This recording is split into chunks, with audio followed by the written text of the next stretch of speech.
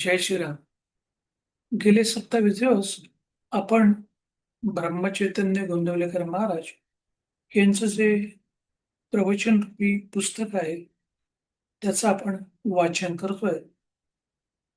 ब्रह्मचैतन्य महाराज गोंदवले सातारा महाराष्ट्रातील थोर संत ज्यांनी श्रीरामाच्या नावाचा जप आयुष्यभर केला आणि श्रीरामाच्या जीवनाची माती आपल्या सगळ्यांना साध्या सोप्या भाषेत समजावून सांगितली.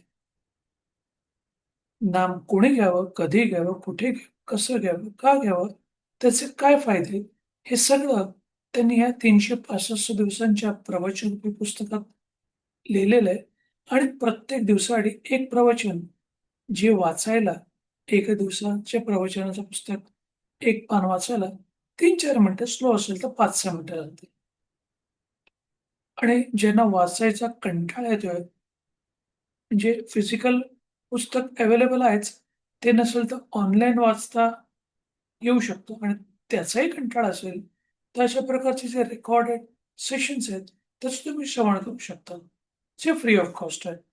आता आपण हे 58व्या दिवसाचं जे प्रवचन आहे, त्याचं आपण वाचन करूया आणि त्याचं शीर्षक आहे, नामाचे प्रेम का येत नाही? आज इतकी वर्ष होऊन गेली, तरी सुद्धा ज्ञानेश्वर, तुकाराम महाराज किंवा समर्थ रामदास यांच्यासारख्या थोर संतांचं नाव टिकून राहिले आहे. त्याचे कारण आहे, की त्यांचे नावावर अत्यंत प्रेम होते. या सर्व संतांच्या वचनांवर आपला विश्वास आपण ठेवतो. त्याचप्रमाणे नामाचं प्रेम आपल्यालाही यावे, असे आपल्याला वाटते.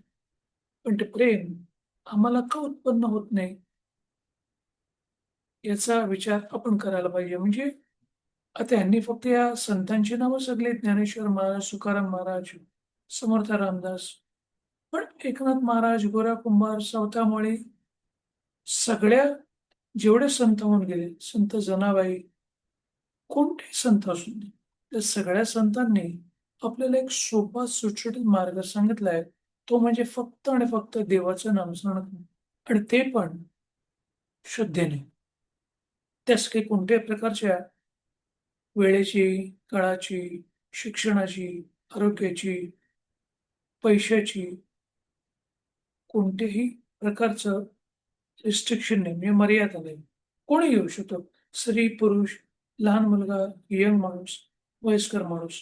तर कारण न देताना आजचा दिवस चांगला आहे, असं समजून फक्त एकदा का होईना, पण प्रेमाने, श्रद्धेने त्याचं नाव घ्या.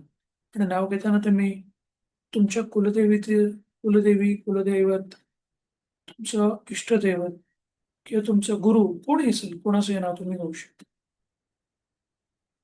पण त्यात प्रेम असलं पाहिजे. आता आपल्याला हे प्रेम येत नाही, तर त्या नावाला उपमा देताना ते अमृतापेक्षाही गोड आहे असं सांगितलं. म्हणजे एवढं त्यांनी सांगितलं तरी आपण त्याच्याविषयी आपलं प्रेम उत्पन्न होत नाही. पण नावाला अमृताची उपमा देताना त्या अमृताच्या पलीकडे दुसरी कोणतीच गोष्ट नाही, असे आपण म्हणतो. मग त्या नामाचं प्रेम आम्हाला का बरे नसावे? का होत नाही आपल्याला प्रेम?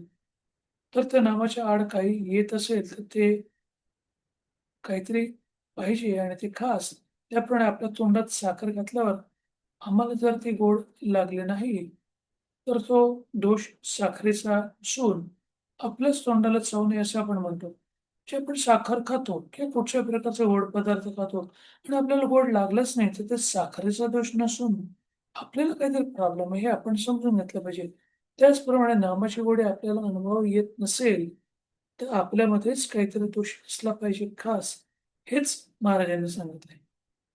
नामाचे प्रेम येण्याला बहुतेक लोक काही ना काहीतरी अडचण सांगतात. कोणाला नामाचे प्रेम का येत नाही, तर तो म्हणतो, की तो सांगतो माझे लग्न झाले नाही.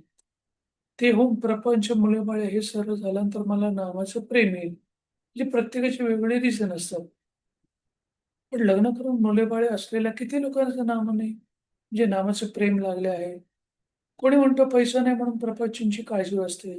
जे काळजी वाटते हे बरोबर आहे, पण पैसा नाही म्हणून आपण नामाचं प्रेम येत नाही, असं म्हणणं योग्य नाही.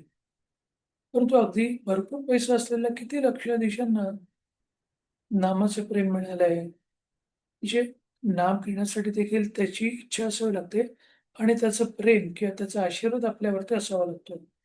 कोणी म्हणते प्रपंचात बायका, मुलं, आजारपणा, शेतीवाडी यांच्या व्यापामुळे आम्हाला नामाचं प्रेमच लागत नाही. म्हणजे मी खूप बिझी खूप मी बिझी असल्याकारणाने मला नामस्मरण करताच नाही आणि त्यात मला इंटरेस्ट पण येत नाही. तर कोणी म्हणतो आता प्रपंच करून मला कंटाळा आला आहे आणि तुम्ही संन्यास घेतो म्हणजे मला नामाचे प्रेम येईल.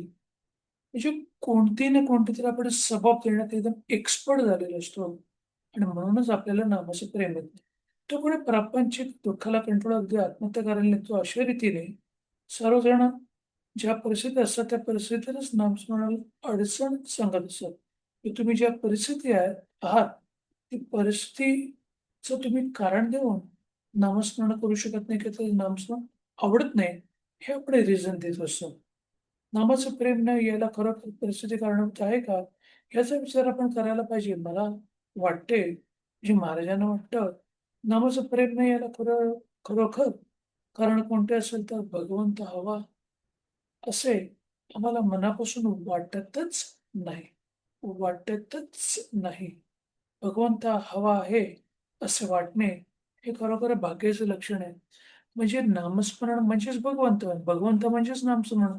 आपल्याला नामाचं प्रेम नाही म्हणजे भगवंताविषयीच प्रेम नाही. ते प्रेमच नसेल तर आपल्याला त्या नामामध्ये प्रेम येणार कुठून? तुम्हाला खरोखरच भगवंत हवा आहे असे वाटू लागले, म्हणजे त्या हवेपणातच त्याच्या प्राप्तीचा मार्ग दिसू लागेल. म्हणजे नामस्मरण केल्यास सुरुवात करा.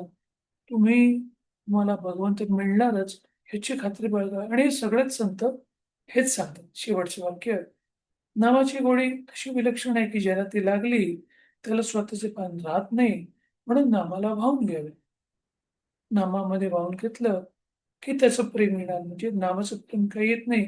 हे आपल्या 58व्या दिवसाच्या प्रवचनांमध्ये महाराजांनी सांगितलं. त्यासाठी त्याच्यावरती प्रेम करायला शिका. म्हणजे ऑटोमॅटिक तुम्हाला नामाच्या गोडी तुम्हाला नावात गोडी लागेल आणि तुम्ही त्याचा आनंद उपभोगू शकता. आता 11 वेळेला श्रीरामाच्या नावाचा आपण जप करूया. श्रीराम, श्रीराम, श्रीराम, श्रीराम, श्रीराम, श्रीराम, श्रीराम. श्रीराम, श्रीराम, श्रीराम, श्रीराम, श्रीराम. धन्यवाद. हे 58व्या दिवसाचं प्रवचनरूपी वाचन झालं. त्याचे श्रवण केल्याबद्दल आणि तुमच्या बरोबर दिवसाचाच आनंदाचा, सुखाचा आणि आरोग्यपूर्ण जावं हीच त्या श्रीरामचरणी इच्छा व्यक्त करतो आणि ते थांबवतो. जय श्रीराम, जय श्रीराम, जय श्रीराम, जय श्रीराम.